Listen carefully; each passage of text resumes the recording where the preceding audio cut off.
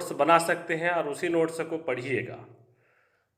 तो इसके पहले केमिस्ट्री विषय में क्या क्या हमको ध्यान रखना चाहिए, ये केवल 12वीं के लिए ही नहीं है, ये जो मुख्य बातें अभी बेसिक चीज़ें मैं डालूंगा वो 11वीं के लिए भी काम आएगा, और जो आज जानकारी बता रहा हूँ ये सभी क्लास के लिए भी काम आएगा। सभी विषय के लिए इस प्रकार से आप उपयोग कर सकते हैं। कुछ नियम बताऊंगा मैं, उसका फॉलो करोगे आप तो बिल्कुल ही आपको रसायन सरल लगेगा और अच्छे अंक उसमें प्राप्त कर सकते हैं। देखिए, हम जो है सबसे पहला इसमें लें रसायन का बेसिक समझें। कोई भी विषय आप पढ़ते हैं तो उस विषय का बेसिक समझना होगा। क्योंकि मैं रसायन के बारे में वीडियो बनाऊंगा आप लोगों के लिए पीपीटी नोट्स, तो रसायन का बेसिक की ही बात करूंगा। तो रसायन की बेसिक को पहले समझें। और रसायन का बेसिक क्या क्या होता है, देखिए आवर्त सारणी है।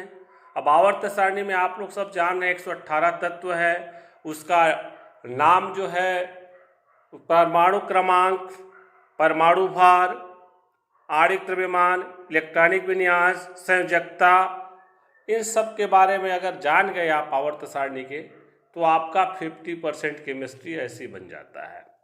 क्योंकि हमको बिना संकेत सूत्र के जो है बहुत कठिनाई जाता है, तो आसानी से हम जान जाएंगे। तो आवर्त सारणी मुख्यतः याद रहना चाहिए। मैं आवर्त सारणी कैसे याद करते हैं आपको ट्रिक के माध्यम से इस वीडियो के बाद दूंगा।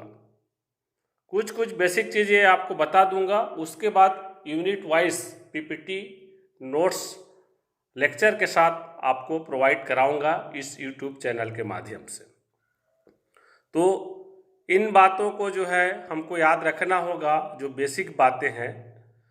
इसके बाद पढ़ाई करते समय आप कापी और पेन लेकर बैठें, चाहे यूट्यूब में पढ़ें, चाहे विद्यालय में पढ़ें, चाहे घर में पढ़ें।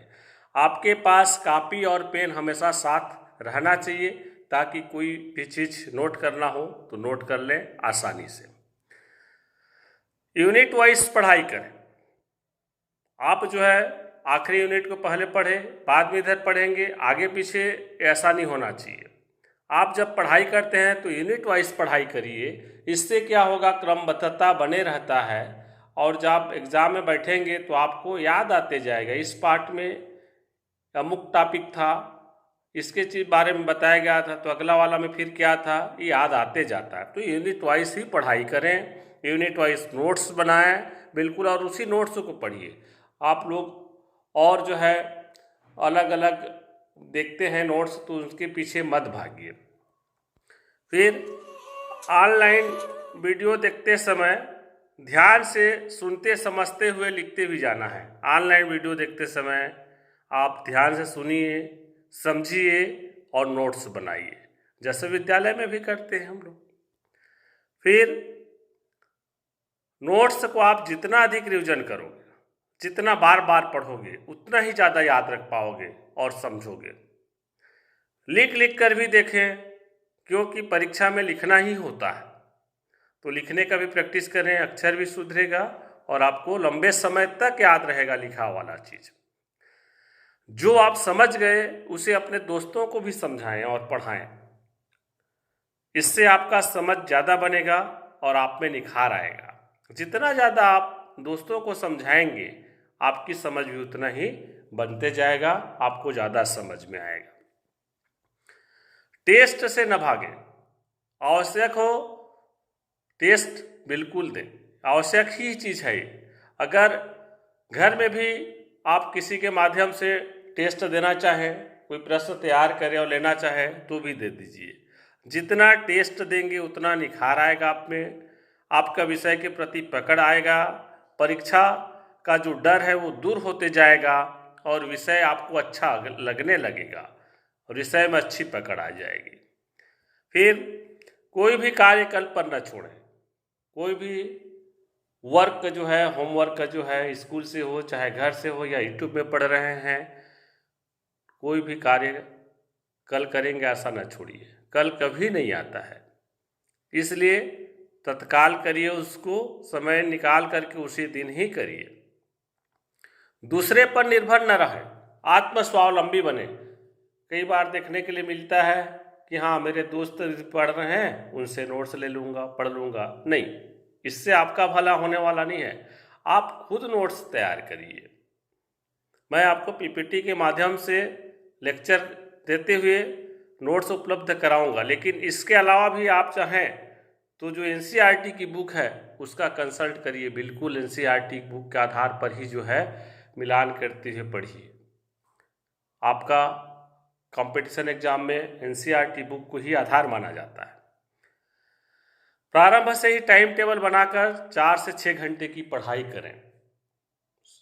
शुरू में 4 घंटे करें, फिर बढ़ाते हुए 6 घंटे तक ले जाएं, और बिल्कुल टाइम टेबल के साथ में हर चीज़ का ध्यान रखते हुए सभी विषय का अलग अलग समय निर्धारित कीजिए और अध्ययन करिए। रात में 6 से 7 घंटे की नींद भी जरूर लीजिए। कई बच्चों को देखने के लिए मिलता है कि ये परीक्षा समय रात भर जागते हैं, जैसे अनिद्रा के कारण क्या है उनको नींद आती रहती है, नींद कंप्लीट नहीं हो पाता, तो कई टॉपिक जो है याद नहीं आता, पेपर भी अच्छा से नहीं बन पाता। तो मन शांति रहे इसके लिए आपको 6 से 7 घंटे की नींद जरूर लेना है, और हो सके सवेरे उठ करके जल्दी आप जो है थोड़ा पीटी कर लीजिए, योगा कर लीजिए, ध्यान कर लीजिए और बैठिए पढ़ाई में। प्रतिदिन रिवीजन करें, जो आप पढ़ते हैं प्रतिदिन रिवीजन करें। उसको रिवीजन करने से क्या होगा, आपको टॉपिक जो है समझ में आते जाएगा और उस पर समझ बनते जाएगा, सरल लगेगा। ट्रिक्स का प्रयोग करें, हमेशा ट्रिक्स का प्रयोग करें। मैं आवर्त सारणी के लिए भी आपको ट्रिक्स बताऊंगा कि तत्वों का नाम कैसे याद कर सकते हो। जैसे यहाँ अनिल बोल रहे हैं हम, तो अम्ल का पहचान करना है, क्षार की पहचान करना होता है, तो हम कैसे पहचानें? तो लिटमस पेपर, कौन सा लिटमस पेपर किसको किस रंग में परिवर्तित करता है, इसको याद करने के लिए जैसे अनिल याद किए, मतलब अम्ल नीला लिटमस को लाल कर देता है। मतलब अम्ल, नी मतलब नीला, लिटमस को और ल मतलब लाल रंग में बदल देता है। इसी प्रकार छलनी बोल सकते हो, छ का मतलब क्षार, ला का मतलब लाल लिटमस पेपर को, नी मतलब नीला रंग में परिवर्तित कर देता है। तो इस प्रकार से ट्रिक्स का आप उपयोग करिए, पढ़िए, जल्दी याद होगा, आसान होते जाएगा। फिर रासायनिक सूत्र और समीकरण को हमेशा लिख लिख कर अभ्यास करें। जो रासायनिक सूत्र है, समीकरण है, हमेशा लिख लिख कर ही अभ्यास करें, रटना नहीं। आप अभ्यास करें लिख लिख के, जितना आप अभ्यास करेंगे आप में निखार उतना आते जाएगा और समीकरण जो है आसान हो जाएगा। उसमें कुछ नियम रहता है समीकरण बनाने का, उस नियम का भी फॉलो करते जाइए। फिर चित्र और ग्राफ को समझें, इससे विषय वस्तु ज़्यादा समझ में आएगा। जो पुस्तकों में चित्र रहता है, ग्राफ रहता है, तो आप उसी के माध्यम से समझिए। थ्योरी आपको पढ़ने की ज़रूरत नहीं है, अगर आप चित्र और ग्राफ को समझ गए तो बिल्कुल आप उसके बारे में लिख लेंगे। जैसे रासायनिक समीकरण को सूत्र के साथ आप जान गए तो थ्योरी लिखना बिल्कुल आसान है, आपको रटने की ज़रूरत नहीं है। उसी प्रकार चित्र और ग्राफ को समझ गए तो विषय वस्तु आपको समझ आ जाएगा।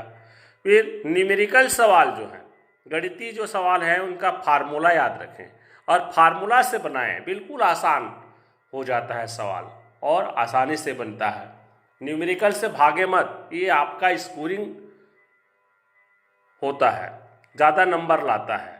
तो फार्मूला याद रखें, क्योंकि फार्मूला में भी नंबर रहता है, फिर आप हल करोगे उसमें नंबर रहेगा, अंक उत्तर में अंक रहता है, अलग अलग डिवाइड रहता है स्टेप में।